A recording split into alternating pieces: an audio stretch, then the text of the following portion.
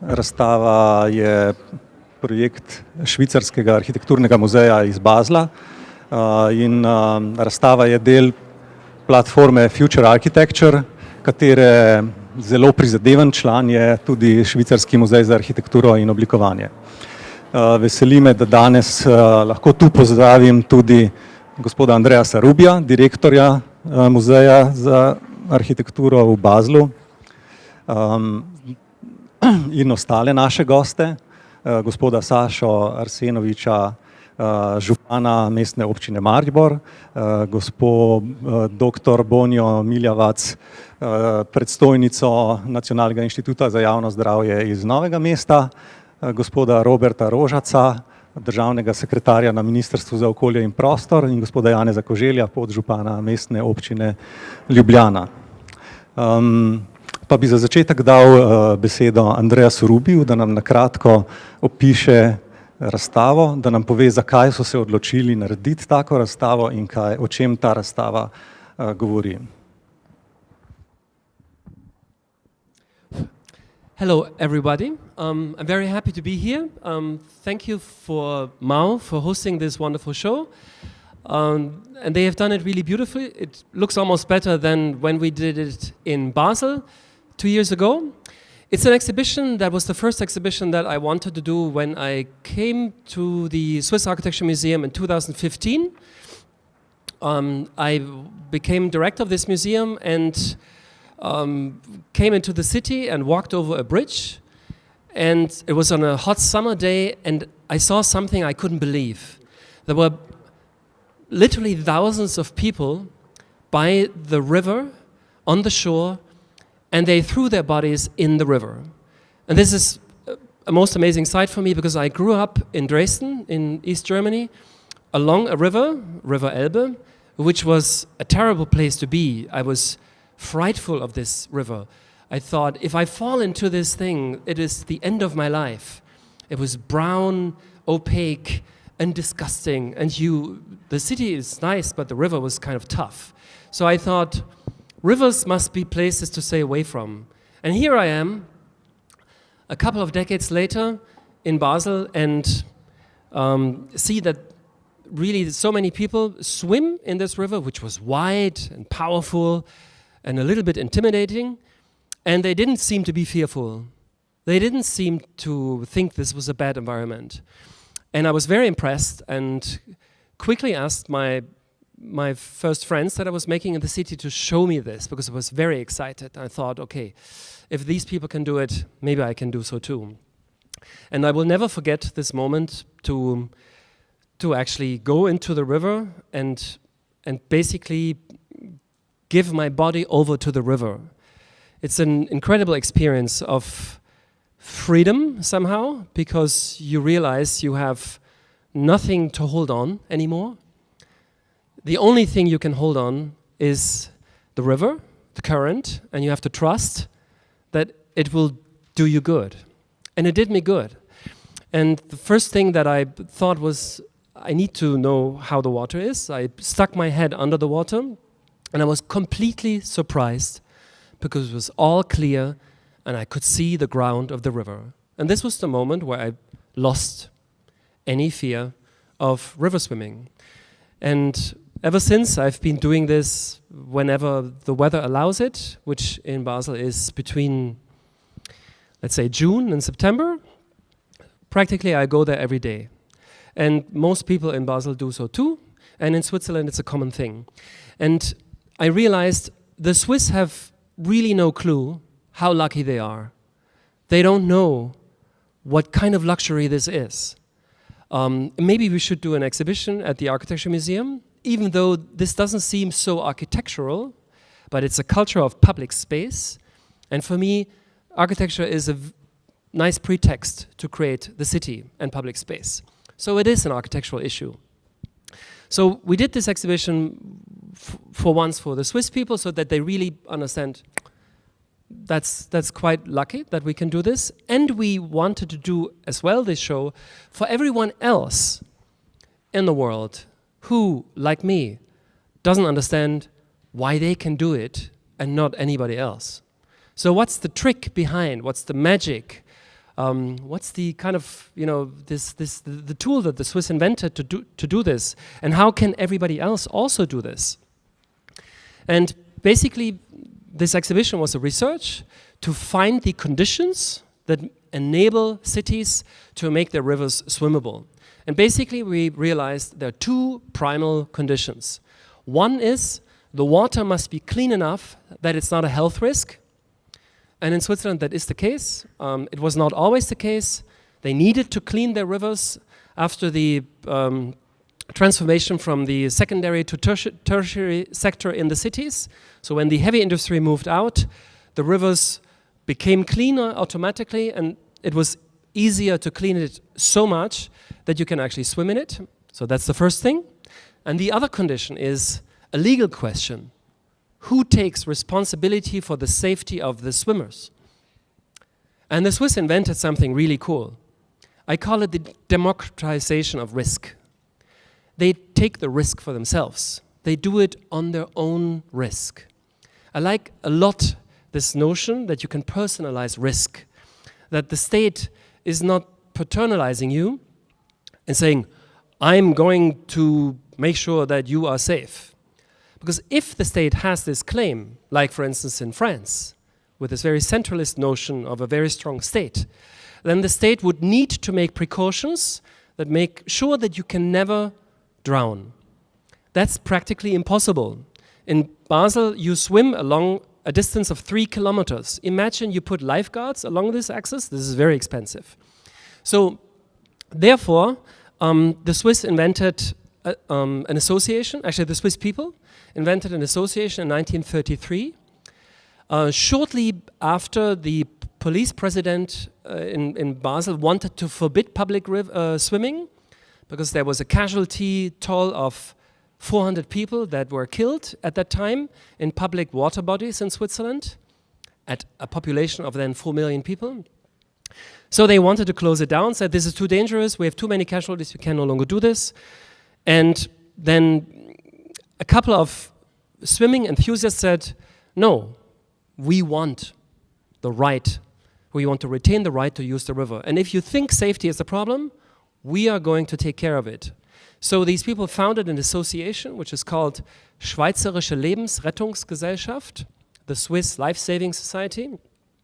It's an NGO. It's made up of volunteers who are basically lifeguards, all of them, and who take it upon them to inform the population, to train them, and to whom wants to learn it, and to make all kinds of effort that are necessary so that the population understands the risk and can take the risk in an informed way and go into the river knowing what they're doing. This society today has 12,000 members. Without this society, we couldn't do this in Switzerland. And I thought, okay, that's an interesting way. So maybe other countries find other ways, but the Swiss did it like this, so let's show this. And that's why we made a film, which you can see in this space on the ground floor, where we found a film director who built a camera float, equipped with 6 cameras, 3 above water, 3 below the water. And he swam this float, or he drifted with this float through 4 cities, Basel, Bern, Zurich, and Geneva, which we picked as exemplary cities where you can do it. You can do it in many more cities in Switzerland. And the film goes about 20 minutes. And when you see the film, you understand how each place developed their own culture and tradition, how you swim the river. Also, each river is different. They have different speeds, different current dynamics, different colors, beautiful colors. And people use it for different things. And when you see this film, basically, you want to do this yourself. And then this is what we hope for, that you go to your city administration and say, dear Mr. Mayor, we have a beautiful river in the city, Ljubljanica. It sits beautifully in the city. It has very nicely designed embankments. It is actually accessible in many places. All we need to do is make sure it's clean enough for us not to get sick when we use it, and how to make sure that we can prevent that people drown. It's a doable challenge. And we hope after this exhibition will serve as a utensil, as a tool for everybody who wants to do this, to make this dream a reality.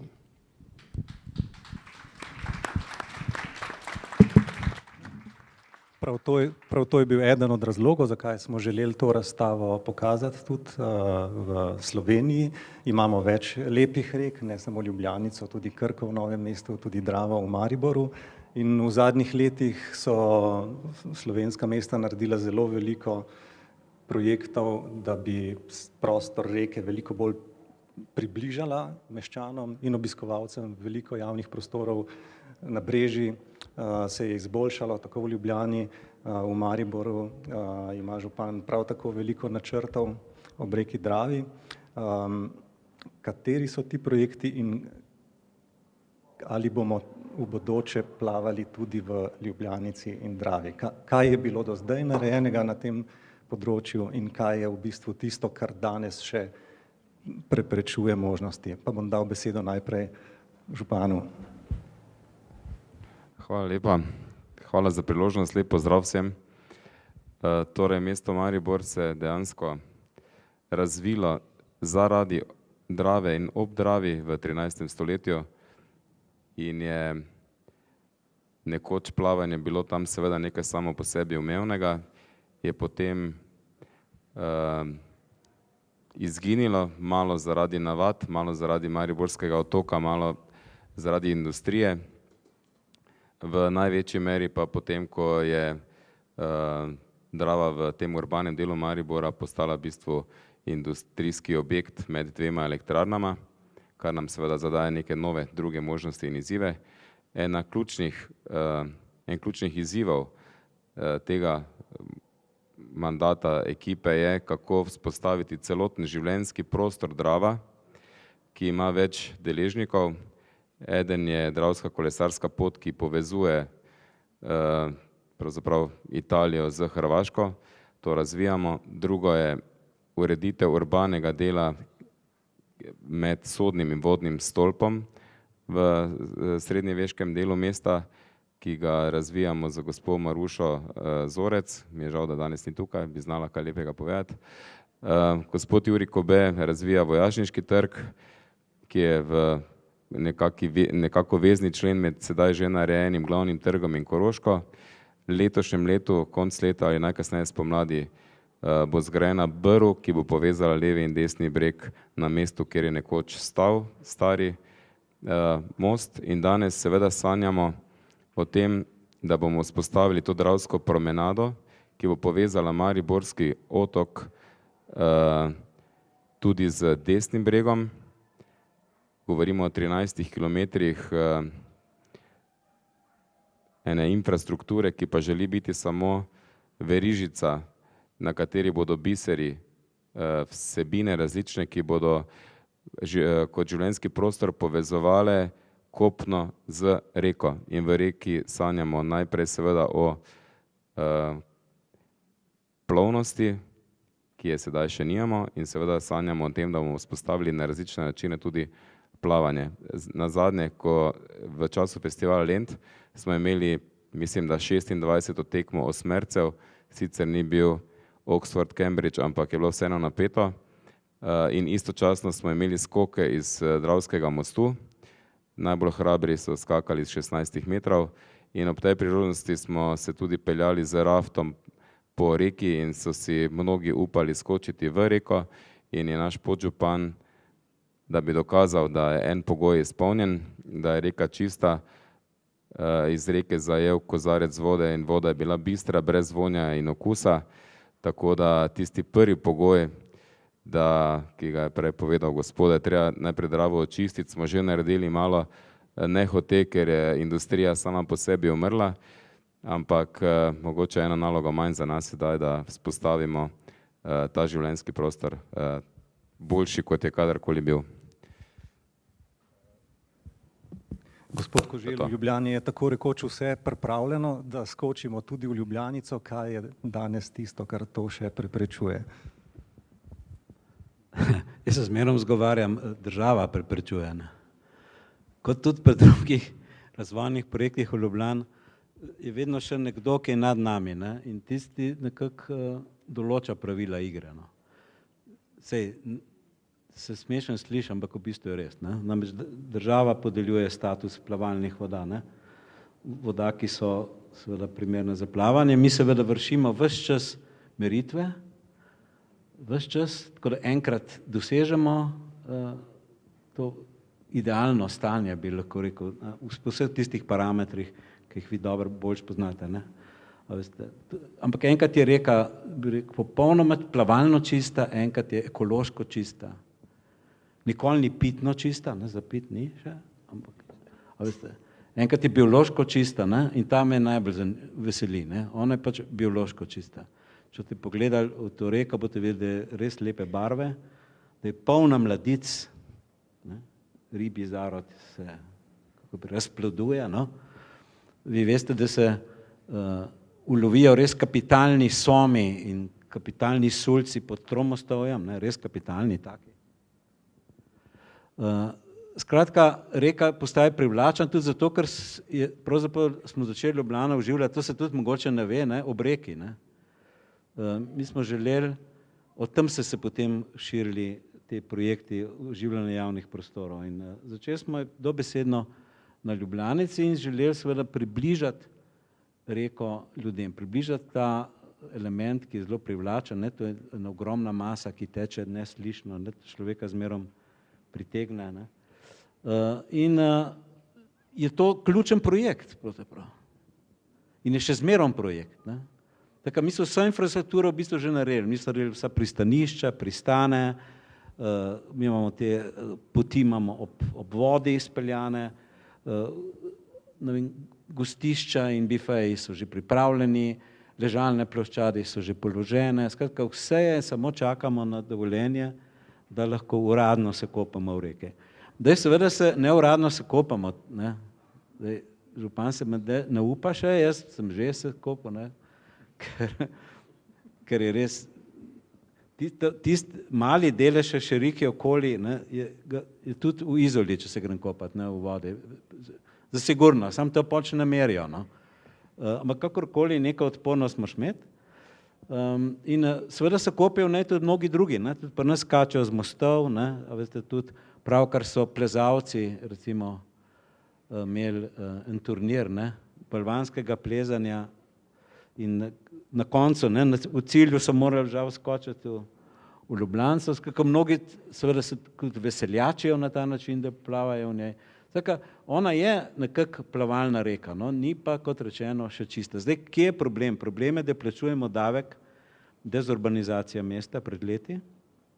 Mi plačujemo davek te suburbanizacije, črne gradnje seveda, ne. Morate razumeti, da se ukvarjamo še vedno z legalizacijo v tem sanitarno-tehničnem smislu enih velikih naselij, kot je Rakova Jelša med drugim, ne, in tudi druga naselja, Galjevica in tako. Tako mi ves čas popravljamo kanalizacijo in seveda se tudi povezujemo z drugimi občinami, kot veste, z Brezovica, Lok Dragomer recimo, kajti gor vodno občine nam podeželske še vedno osnežujejo Ljubljanico in seveda zato ne moremo doseči tistega idealnega stanja, ki bi bil stalen, kakor da bi dobili plavo zastavo recimo. No. Dej, nekdo me tudi vpraša, če pripravljamo projekt plovnosti, tudi to pripravljamo, ne vem, če bo sicer izboljšali stanje voda, zato ker čim bolj uporabljamo reko za plovbo, tem bolj ta plovba le učinkuje na kvaliteto voda za plavati. No, to je tudi težko plavati med turističnimi ladjicami, ne, in zdaj seveda mi res smo tik na tem, da že naredimo prostorski načrt, kako bomo uvedli to plovno krožno plovbo, ne, kajti Ljubljana je v bistvu otok, ne, ki ga obdaja Ljubljanica in Gruberov prekop. In ta projekt je narejen, to je en od redkih projektov, ki je dobil vsa soglasja, bo ribičev, naravovarstvenikov, spomeniškov varstva in tako naprej, vodarjev, no, energetikov. No. Skratka, to smo tik na tem, recimo, da bomo v 2 letih tudi ta projekt izvedli, kar bo seveda še bolj približali vodo ljudem. Dej, tik na gladini smo, no? Nismo pa še pod gladino, kot je ko ste lepo povedali. Ne? Pod gladino še ne, pod gladino bolj gledamo, ampak vanjo ne segamo. Jaz bi pa sam tako povedal, kaj me pa najbolj veseli. Najbolj me veseli, ker to mogoče gospod navede, prihajajo k nam jadralna društva iz morja, iz morskih mest, iz Izole in Kopra in prirejajo regate, jadralne regate na Ljubljanice. No, to se mi zdi recimo en tak zelo zanimiv, kako bi rekel, pojav, no? Kako se morje tudi vrača v Ljubljano. No? Kaj to bi bilo nakratko. Gospa Miljevac, ali tudi v Krki plavate? Da, na Dolenjskem plavamo na več mestih na Krki. Bela krajina pa tudi štejem v Dolenjsko, ne, čeprav se nekako prebivalci pohvalijo specifičnosti, tam je pa ta dolga mejna reka Kolpa, ki je tudi čedalje bolj popularna in tam seveda imamo tudi veliko kopalnih območij, ne, da pravilno povem, ne, namreč tudi v naši zakonodaji nekako razlikujemo statuse kopalnih območij, naravnih kopališč. Osnovna razlika je predvsem v tem, da je na naravnih kopališčih določen upravljavec, ki med drugim skrbi tudi za varnost, o kateri je gospod razlagal, ne, kot seveda tveganju pri kopanju v površinskih rekah, ampak seveda tudi v bazenskih kopališčih je neko tveganje te vrste. Ne. Nacionalni inštitut za javno zdravje v zadnjih mesecih poznamo predvsem po priporočilih, ki nam jih izdajate v zvezi z koronavirusom in se nam zdi, da je to vaša glavna dejavnost, ampak v resnici je pa ena vaših glavnih dejavnost spremljanje kakovosti kopalnih voda po Sloveniji. Kakšna je nasplošno ta kakovost in ali so plezalci, ki so padali v Ljubljanico in skakalci, ki so skakali starega mostu v Mariboru, kaj tvegali ali ne? Seveda so tvegali. Zdaj, kar se tiče nasplošno kakovosti kopalne vode na površinskih rekah in morju, moram povedati, da cela Slovenija ni enako pokrita s tem nadzorom. Namreč že vrsto let poteka monitoring kakovosti kopalne vode na morju, na jezerih, Šobec, Bled, Bohinj in tudi na Krki in Kolpi, kjer so določena odzemna mesta, predvsem glede na kriterij, evropski kriterij, ki narekuje nekako, da se na nekem območju običajno kopa večje število ljudi. Potem smo nekako prepoznali te točke. Drugi del Slovenije pa pravzaprav ni pokrit, in mi kot NIJZ pravzaprav nimamo podatka, kakšna je zdaj kakovost kopalne vode v reki Dravi, tudi v Ljubljanici, če gledamo kriterije za kopalno vodo. Mogoče nekatere občine krijejo in se v dogovoru z nacionalnim laboratorijem tudi same spuščajo v ta nadzor, dobivajo tudi občasno neko oceno, vendar ni pa to sistematično urejeno.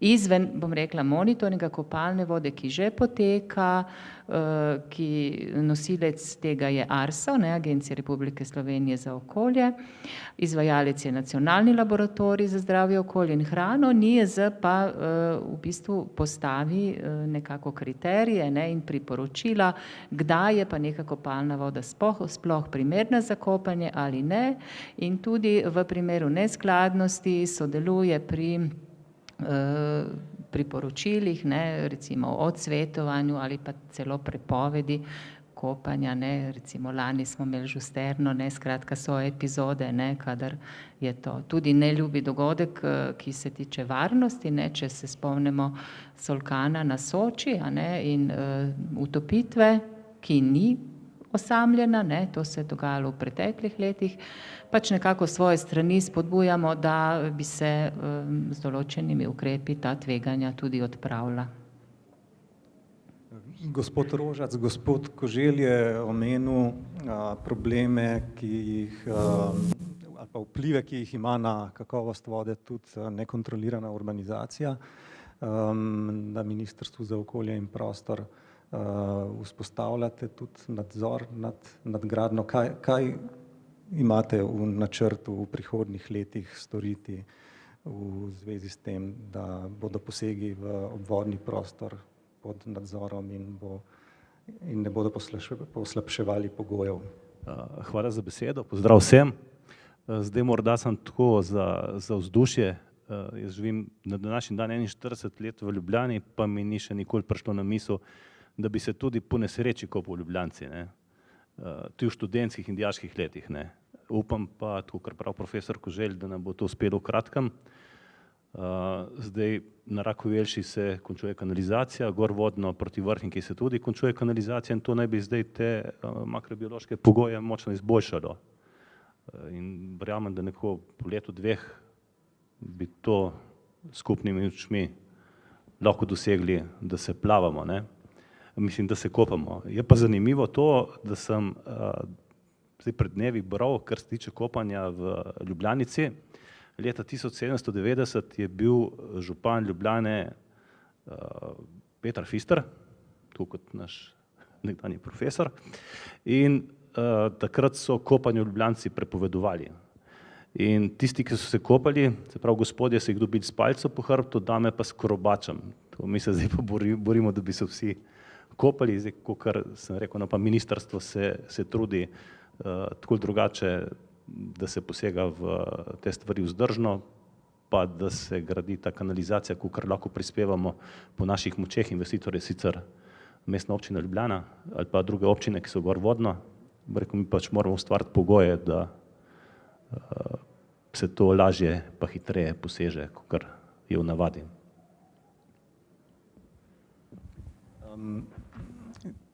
S tem zaključujemo ta kratek pogovor pred otvoritvijo. Mogoče še kakšna zaključna misel? Ne? Mislim, morda sem še toliko, no, zdaj bom dal še gospodu profesorju mikrofon. Zdaj na ministrstvu gradimo tudi zadrževalnike, ne, in to, ko berem danes Mesto plava, gradimo zato, da mesto dobesedno ne bo plavalo, da bodo plavali samo meščani, kopalci. Jaz imam zaključno misel, ena izkušnja, no, mi smo doživeli dve stvari, ne, v zadnjem obdobju, je tako res, karanteno smo dobili in izolacijo, se pa usamitev. In tista najhujša, ko se nismo iz občine ven, je pokazala, kako je pač pomembno, da ima vsako mesto tudi svoje morje, no. Ta potovanja potem v Izolo in Piran in Ankaran in tako naprej so se pokazala kot pravzaprav izhod v sili na koncu, ampak bolj kot izraz neke svobodnosti, ne. Ampak takrat smo odkrili pravzaprav, kako je pomembno, da ima mesto svoje gozdove, ne, da ima mesto svoje polja, svoje travnike, svoje livade in da ima mesto seveda tudi svojo plažo. Nas vedno kregajo, če kaj naredimo mimo, in to ni nič hudega, mimo predpisov. Imamo tudi eno novo plažo na Savi, kot veste. In ta se mi zdi tudi meni zelo ljub projekt, ne. Namreč mi smo jo uspeli narediti na en modelu, ki so nam mogoče tako malo na pol dovolili, ne, da se da, ker je natura, pa pol. Ampak zakaj se mi zdi ta projekt tako ljub? No, zato, ker smo jo naredili tam, ker natura res deluje. Recimo, ta plaža je treba pravzaprav vsak let na novo narediti. In zato mi je ta projekt pravzaprav najbolj všeč. In tudi večkrat grem, ker tam tudi res diši po naravni vodi, ne, bolj kot Ljubljanica, če tudi lepo diši, tam diši drugače, ker ona preteče le z Gorenjske.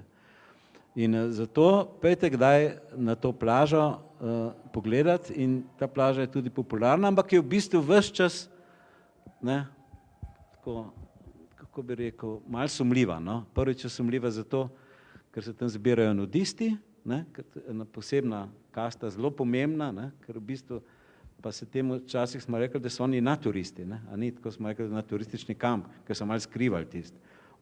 Ampak v bistvu so to res, ti imajo radi pač to narava in to je na eni strani, in drugi strani so tisti, ki niso naturisti, ampak ki imajo pa radi naravno okolje za doživljanje pravzaprav enega pristnega odnosa do reka, no. Tako da se mi zdi, da se trudimo, ampak ves čas je seveda nevaren, plavati v Savi je nevarno, imamo 2 utopitvi, ne. No, ampak kot ste vi rekli, mi imamo tudi v Ljubljani, je znana po shared spaceu, to se pravi po skupnem prometnem prostoru, kjer pa nimamo smrtnih žrtev, ampak tudi to je nek tak prostor, kjer so se ljudje skozi leta navadili, da morajo za lastno varnost sami poskrbeti, ne. Ker pač jih ne more, predvsem če jih soočimo recimo z naravo v tem primeru, ne, je pa res težko imeti nad njimi nadzor. In potem se običajno tako zgodi, da je zaprt, ne, da je gešpert, ne, to mora biti, pol se zapre in potem se to zaustavi, ampak v bistvu tega gibanja je težko ustaviti. Tako da je zanimivo, no, reka je nek tak, ne vem, no, učni prostor, ne, vsega, odnosa do narave, odnosa med ljudmi in tako naprej, no.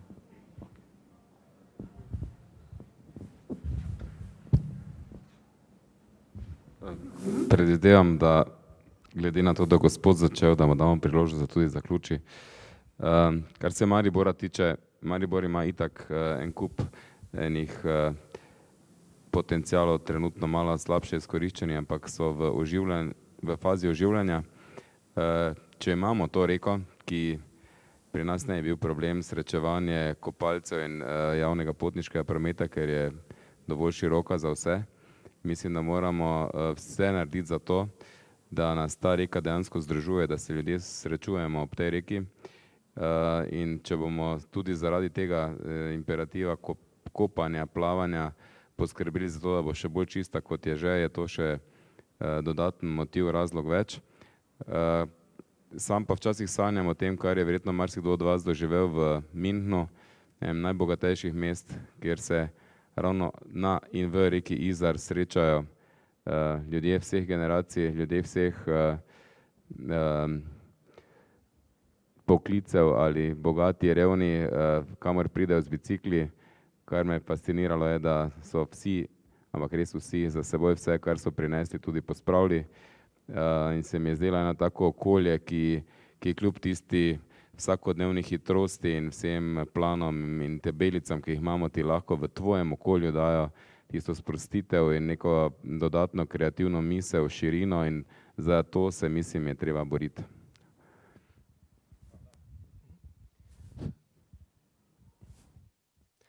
Yeah, I would like to second this idea that you just.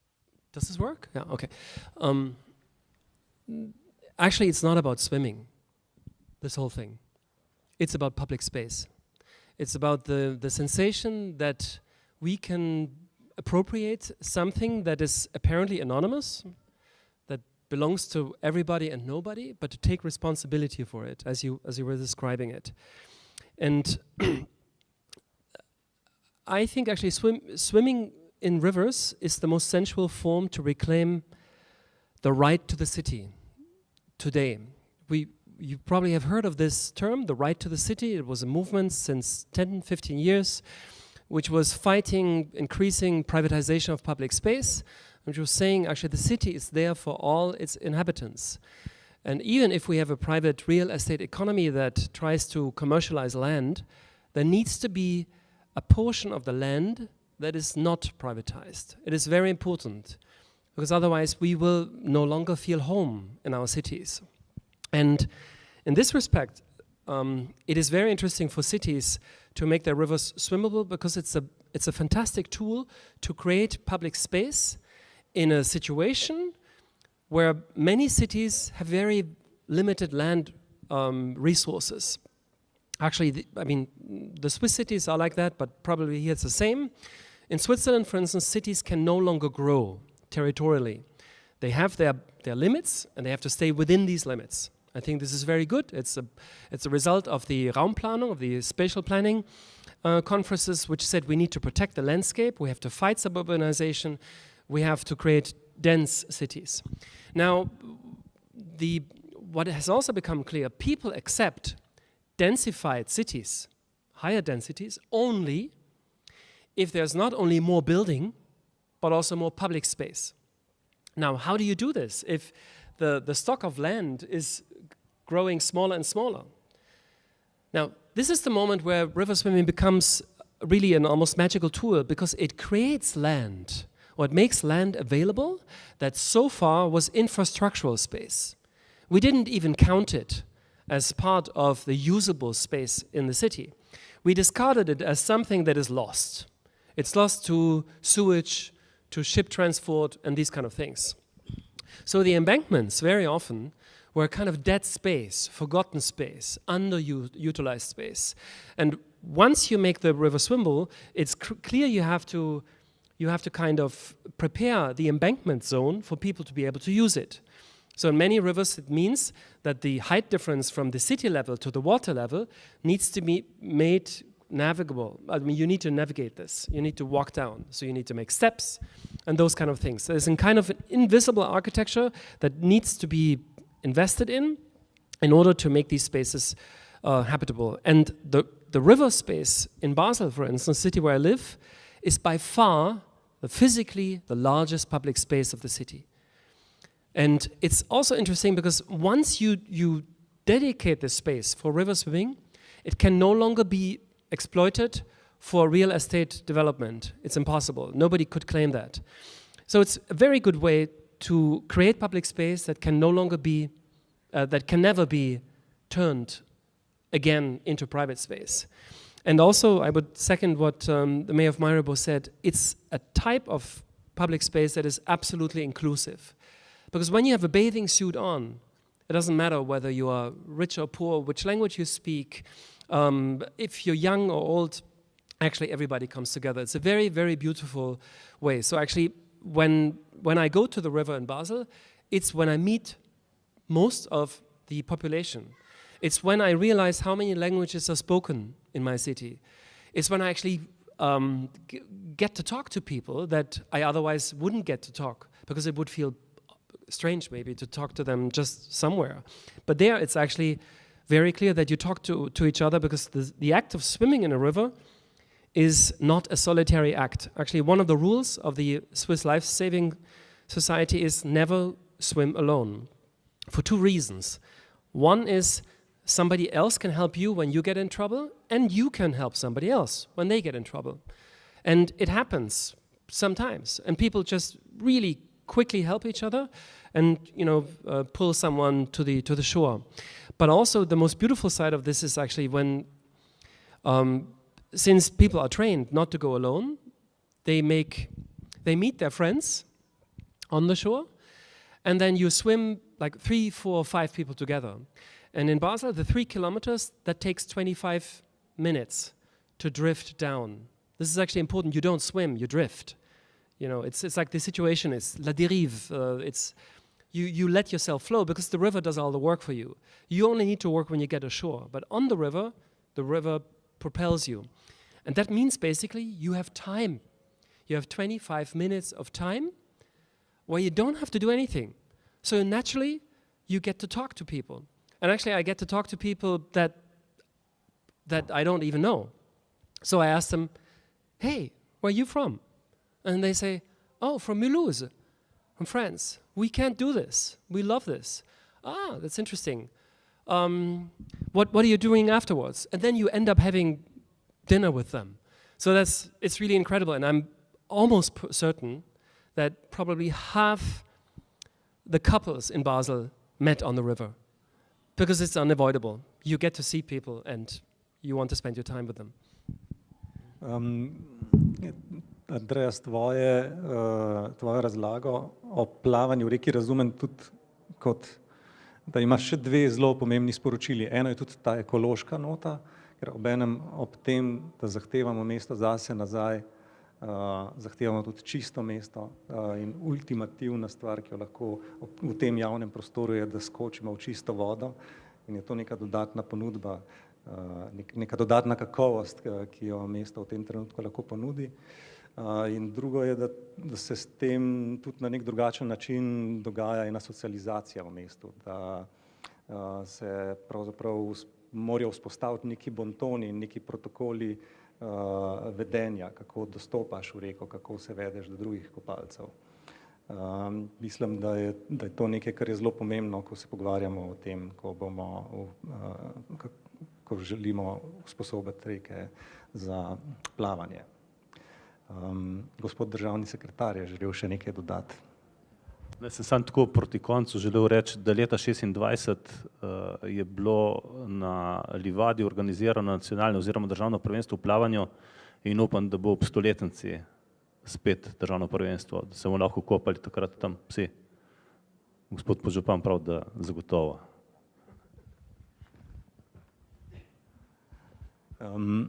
Potem naj bo to zaključek tega pogovora. Jaz se zahvaljujem vsem sogovornikom, da ste prišli danes na otvoritev, da ste sodelovali v tem pogovoru. Zdaj si boste lahko ogledali vodstvo po razstavi, Andreasovo vodstvo po razstavi na tem ekranu. Obenem pa lahko počakate v vrsti in si razstavo ogledate, vendar žal v prostore razstavišča ne moremo spustiti več kot 10 oseb naenkrat. Da smo razstavo sploh lahko prenesli v Ljubljano, se moram posebej zahvaliti švicarskemu veleposlaništvu in celotni ekipi švicarskega veleposlaništva. Razstavo je podprl Present Švajc in obenem se moram za postavitev razstave zahvaliti svoji izjemni ekipi, ki je to izvedla v izjemno kratkem času. Seveda pa hvala tudi vam za tako lep obisk danes zvečer. Upam, da ste uživali v pogovoru in da boste uživali v večeru še naprej. Hvala lepa.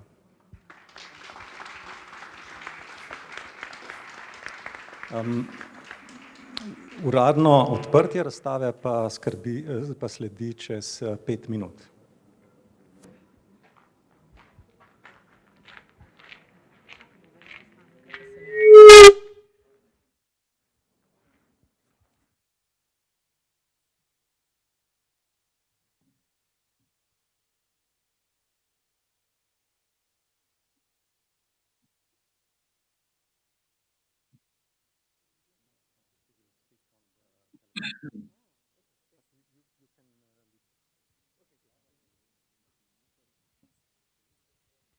Yeah, did you call me? I didn't know who's calling. Yeah. Everything okay? Gospod veleposlanik Denis Knobel je že z nami. Gospod veleposlanik, pozdravljeni. Welcome, Mr. Ambassador Denis Knobel. We are in Mao in the museum. We just had a short talk, and now we would like you to open the exhibition. The word is yours, Mr. Ambassador. Dragi gosti, can you hear me? Do you hear me? Yes. Dear colleagues and friends, excellencies, Mr. Sasha Arsenovic, Mayor of Maribor, thank you so much for coming to Ljubljana. Deputy Mayor of Ljubljana, Mr. Koželi. Dear State Secretary Robert Rožac, also from the Ministry of Environment and Spatial Planning, who is actually replacing or representing the minister who had to change, to excuse at the last minute. Dear Andreas Ruby, curator and director of the Swiss Architectural Museum. Dear Mateusz Celik, director of MAU, and host tonight. And so I would like to start to thank Mateusz for receiving us and also for the excellent cooperation we had. It was really very, very professional. And actually, it's not the first time that we have a Swiss exhibition here in the castle of Fugine. And thanks to you, Mateusz, we can already speak of some kind of a tradition. So once again, thanks to all of you for coming here and to attend this opening of this Swim City exhibition. You have to excuse me. I'm really sorry that I could not attend, and you have to excuse my social distancing. But I just arrived from Switzerland, a country on the yellow COVID list. The representative of the Public Health Institute knows what it means. So since I cannot exclude actually that I had a contact with somebody infected by COVID, so I thought it was better to stay at home for your protection and that I will not socialize too much tonight, but it's better not to have any risk of contagion in these difficult times. Ladies and gentlemen, so I'm a Bernese. I think you saw the photo on the screen, the map of the capital of Switzerland. And on this map, you see the river Aare, which is actually crossing the whole town from the south to the north, and which has this protection function, I mean, surrounding the old city, the medieval city. So actually the river is had always an absolutely key function for Bern. And actually this is the place where I come from. And actually it's a city which has quite a lot of similarities with Ljubljana, same size, also rivers and so on. It's not Basel, Mr. Ruby, I know, but you have the Rhine there, as you said, and so it's Bern. And as most Bernese, I grew up swimming in the river, of course. We call it the Aare Schwumm, Aare Schwimmen. So this is actually the absolute highlight of the summer season in Bern.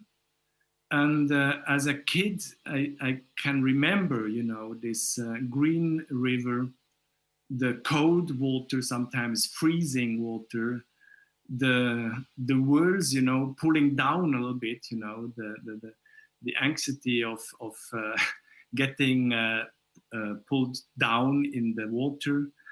I also remember the trees and the bridges, you know, passing by. So what I especially remember actually is the smelling of the Aare, you know, this unique taste of the river and perfume. And, you know, at the beginning when we were small kids, so we did a very short swim, so some 20 or 50 meters. And so we just went out, and then more and more we grew up. We started to have longer swims, and we were getting higher into the river, you know. At the end, you know, we went into the wilderness, you know, outside of the city, and then slowly entering the city. So this was an amazing experience. And I must say, swimming in the Aare is part of Bern. It's a real institution for Bernese, and it's really a social life, as Mr. Ruby said. I mean, everybody walks up half naked, you know, on the river shore, and you will see ministers, you will see parliamentarians, and so this is actually extremely important moment in social life of my city, where everybody is in bathing suits, bikini, and everybody just enjoys without any social distinction. But swimming in the Aare is also a tourist attraction now, and it's part of the unforgettable experiences for the tourists. So it has an economic dimension, which is not to be underestimated. What I also remember is the water. I mean, in the 70s, the water was not as clean as today. The quality of the water has improved. So this is a clear indicator for environmental process and progress. This needs investments in water cleaning capabilities, infrastructure upstream. So this is what I remember from my childhood in this beautiful city of Bern and swimming in the Aare. Now, as I said, I'm just coming back from Switzerland, and of course, also this year, it's part of my holidays, you know, to go once or twice into the Aare. And this year, I discovered this Aare carte here. You see, this is something I brought back just now, and it's a newspaper showing the infrastructure. I think Milena has the the Are-Karte, a couple of editions here in the museum. It's showing you that you can start in Thun, which is another city, 20 kilometers from Bern, and you can end up after Bern. So you make about 20 to 30 kilometers. You can go on a boat, you can swim, and so on. So this is the situation in Bern. We have similar experiences in Basel, in Geneva, but also in Zurich and other Swiss cities. I didn't know actually that this is a Swiss specialty. So thanks to Mr. Ruby, I see swim city is not a joke. So in Switzerland, it's a very serious thing. And just to conclude, you know, it's also some kind of an indicator for the rankings of capitals, so worldwide. So we had a CNN report about the 20 best swimming places in the world. And of course, the Aare was one of the best rivers. In 2018, still in the US, a journalist of the Washington Post, you know, said that the Swiss capital could be some kind also of an example for Washington. Imagine. So it's not only about citizens and urban planning, but what he was mentioning, it's also about politics. The problems, you know, we see every night now with these tensions and fightings in US politics, you know. So he writes that the problem is that they don't, the politicians, American politicians, they don't need in bathing suits and bikini. So that would be much easier for, you know, understanding each other and getting also closer. So this is just one example, this journalist in the Washington Post mentioning also the political dimension, you know, of swim cities.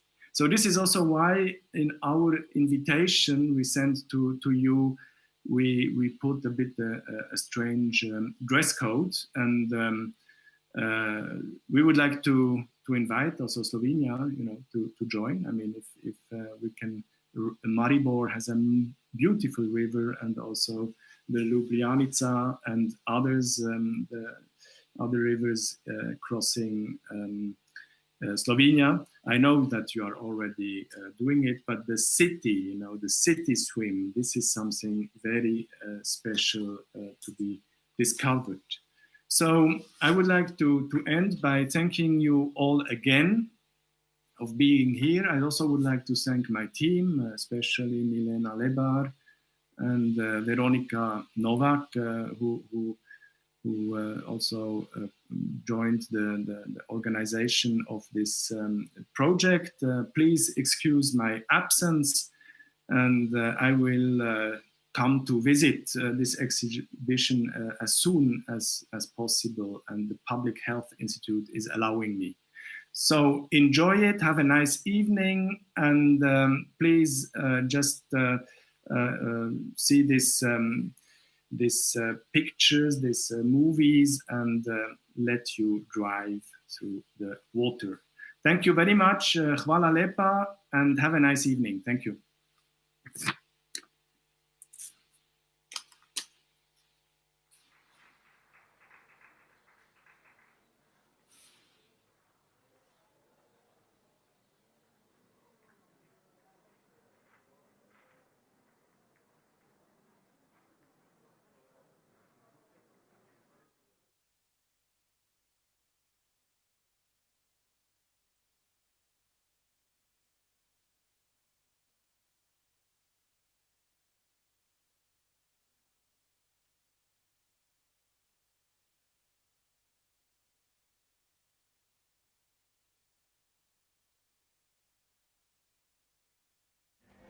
Welcome to the MAU, the Museum of Architecture and Design in Ljubljana. My name is Andreas Ruby.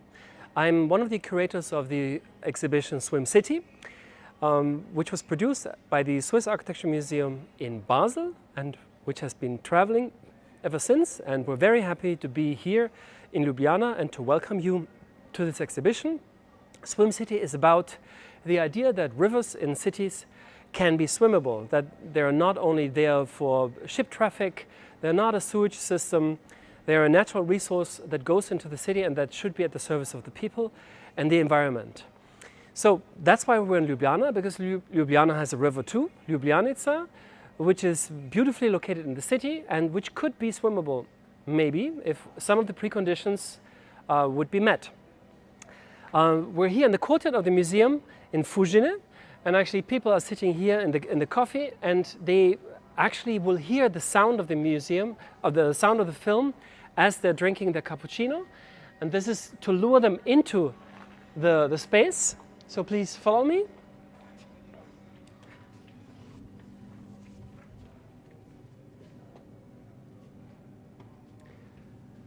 And this is what they will see.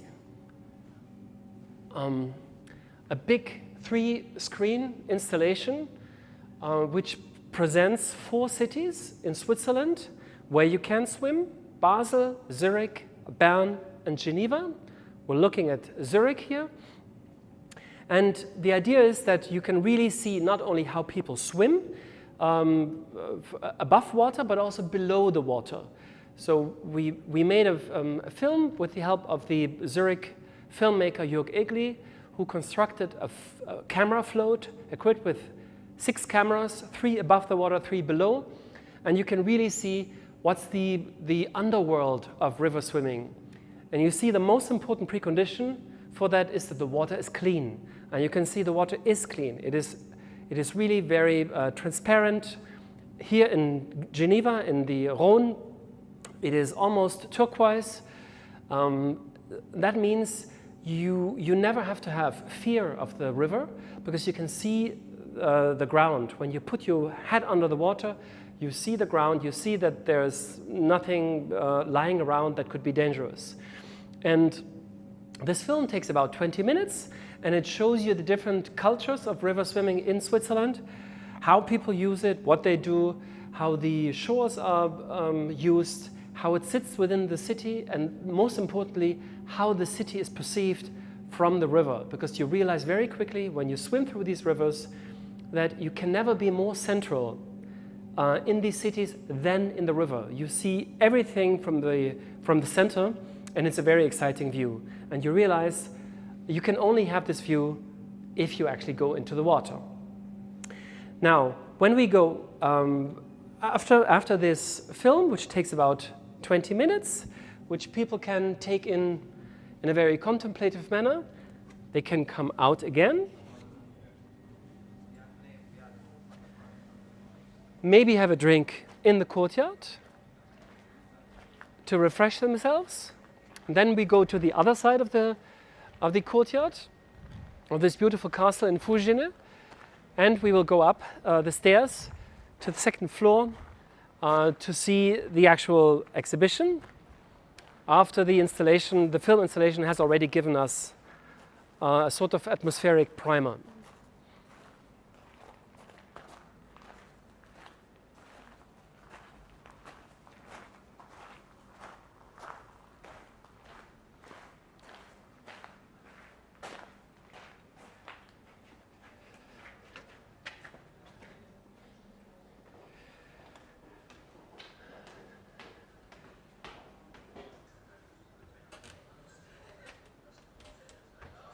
So here's the continuation of the exhibition in a very beautiful space with these rough wall textures, and everything has been hung in front of the walls. In the first of these 2 spaces, we see how river swimming is practiced in Switzerland. You see on the wall 4 case studies: Zurich, Bern, Geneva, and Basel on this side. And we always explain a little bit how this actually works. So if, for instance, if we look at Basel, we see it's a very big river, it's very wide, and you can swim from here all the way to there. That's 3 kilometers. If we look at Zurich, for instance, it's a different situation. The river is much smaller, it comes from a lake, and you have a couple of spots where you can go into the river. You see a little bit how it looks. We have photographs. We also show what is the visual communication in these places, because it's very important to understand that river swimming in Switzerland works without lifeguards. So people are responsible for their own safety. And that's why what the state actually does is to inform the population what they can and what they cannot do. So for instance, if we go over to the Basel side, there's a very important map. If you see this map here, you see the Rhine with different colors, and only where there's blue, this is where it's recommended to go into the water. The other parts, the red and the yellow, are used by ships. They are big ships, like this, if we look over here. So these are big transport ships that transport goods from the harbor in Rotterdam to Basel and the other way around. And it's quite amazing that it's possible for both swimmers and ships of this size to use the river at the same time. You can also see that it was not always so clear that you could use this river. Now it's clean, but there used to be a very big chemical incident where the chemical industry near Basel had a fire, extinguished the fire, and the extinction liquid, together with some chemicals, went into the river and dyed it red for a week. Killed all fish and created a huge public protest. But after that, the industry cleaned the river, and since then, the river has very good water, and people use it all the time. I want to show you something important, which is the swim bag. This is a very important device. It's the most important infrastructure of river swimming because it is the actual locker for your clothes. You have to imagine when you enter a river, you never exit there at the same time because the current takes you away a couple of kilometers. So you would need to walk back all this distance in order to go to your clothes in the locker.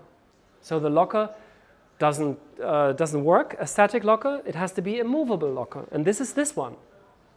So this is basically a watertight bag of watertight textiles. You put all your clothes inside, including a cell phone. I've even once put a laptop inside, and it still worked. And then you close it by folding the top lid 7 times, and then it's watertight. And then you take it in the water. If you watch closely to the images here, you will see that people have these bags. Sometimes they use it as a floating device because it's filled with air, which is captured inside. So you can rest your body on it and let yourself drift, because that's the other important thing. In river swimming, you don't really swim. You swim in a lake because the lake is a static water. The river is a moving water. So when you get your body in the river, immediately the current of the river takes you away. And the rivers have different currents. The Rhine is relatively slow, but the Rhone, for instance, in Geneva, is quite fast. And so you go in the water and it takes you away, and you actually don't need to swim.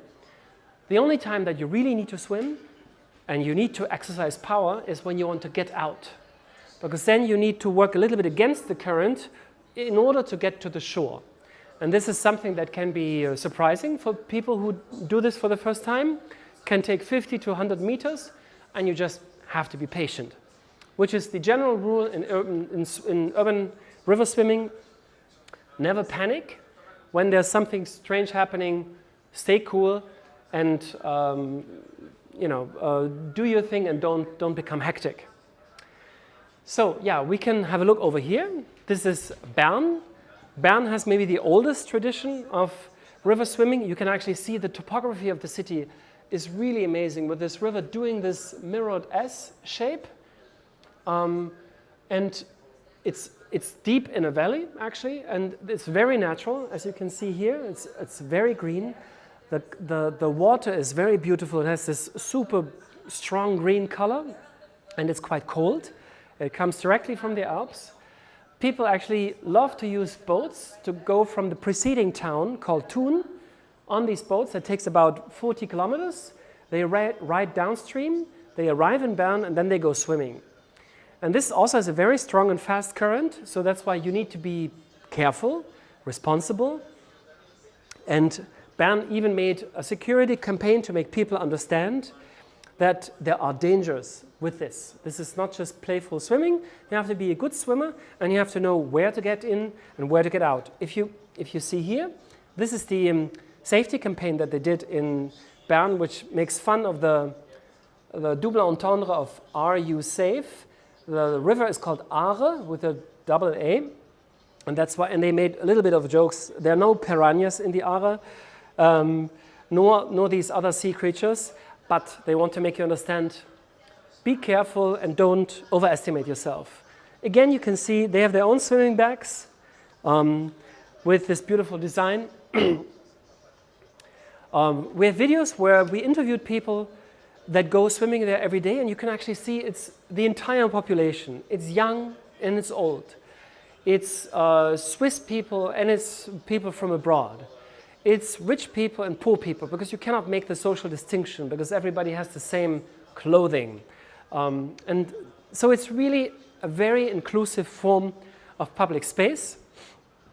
And that's why it's actually a beautiful form for cities to produce public space that can be used by everybody. Here in the second space, we now show examples of projects that, that are in other cities. So this is New York, the Plus Pool. All these projects, they don't exist yet. They are still under construction, in planning. Actually, there's something beautiful. If you come to the window, you can see, you can see the river Ljubljanica, which is just outside, and which contextualizes this exhibition beautifully, because we want to really create a discussion in this city how the Ljubljanica can be made swimmable again, because I think in the 60s people did swim already. So if we continue, then we see this prototype. This is actually for Paris, where the mayor of Paris, Anne Hidalgo, wants to make the Seine swimmable by the year 2024, when the Summer Olympics will take place in Paris. Actually, this platform that you see is a prototype to make artificial islands in the canals. Basically, a group of young architects had the idea to clean these canals of the plastic bottles that swim in it. They close the lid on these bottles and put all these bottles inside these metal cages, and then put them in this metal rack, and the air in the bottles will create enough upstream so that the platform floats. And it would create situations like this, where you have artificial public space inside the river, and you can see the actual public space along the shores are already quite crowded, because there's not so much parks in Paris. So it makes a lot of sense to have more public space for people to enjoy. We can see quite funny examples actually from Brussels. Brussels is a city that, strangely, if you believe it or not, has no public swimming pool. Nowhere. They had these pools, but they're disappeared. And there's a group called Pool is Cool that wants to raise the awareness of the population, but also the politicians, that this is an absurd situation and needs to be changed. So they organize flash mobs on water bodies that exist in the city, as you can see here, and invite people to swim there just to show it would be possible. And they want to create, they create other actions where they make, for instance, a super dry pool, which is here announced, where they basically create a symbolic pool in a park where there's no water, but they have the entire design of a swimming pool. And people understand, okay, there's something wrong in our city. We need to do something further. This is Berlin. This is the Museum Island in Berlin, and a group of young architects around the office Realities United had the idea to use one of these arms for swimming, the other is used for tourist ships. And because the water is always gets dirty again and again in Berlin because of an old sewage system, not because of nature, they said we can basically place a reed bed filter system, which is a natural water cleaning system that we find in lakes, where plants help to clean the river. And after this reed bed filter, the water, which is to swim, they do this today already, once a year, for the so-called Flussbadpokal, which you can see here when you come around. Yeah, maybe you can come through here. So this is when, so once a year, people make a race in this part that is supposed to be the Flussbadpokal, and it's a wonderful event where people understand how much it would make a difference if they could swim there. This is an example from London. London with the Thames River has a difficult situation because to clean that river is a huge challenge, and until that challenge is met, the architects from Studio Octopi have proposed this pool in the river where you can basically swim in the water from the river, which, however, is cleaned through filters which are embedded in this pool floating in the river. And here we have an important example. This is an example from Ljubljana, where a group of students under the direction of Professor Vaja Perovic made a proposal for the neighborhood very close to the museum, Novo Fužine, which you can see here on the map. So they created this entire strip superimposed on the river, where they proposed to use, for instance, the banks here with steps so that people could sit there, and this would be a perfect spot to use for river swimming. They use it also for other outdoor activities. You can see it here in the model. And this would be a situation that really calls for this kind of outdoor use, because I think there's not really opportunities for swimming in this neighborhood. However, it's a large neighborhood, 30,000 people living in Stepanskoye neighborhood, and I'm sure they would really enjoy this, and it would increase the attractiveness of this area. We have also, to go back to Switzerland, installed some one-to-one prototypes. So this is a railing that is used in Bern, Bern with this river Aare that has this quite fast stream. So just to make you understand how the force of the river is, when you want to go out, you need this device to actually, so basically I will come this way and I will let myself float against this, grab it, and then pull myself out and go out there. Without this device, it could be a little bit difficult. Yeah, so here we are basically at the end of the show. I hope you enjoyed it, and take your time to watch the movie in detail and ask yourself if it wouldn't be a great idea to have this yourself as well.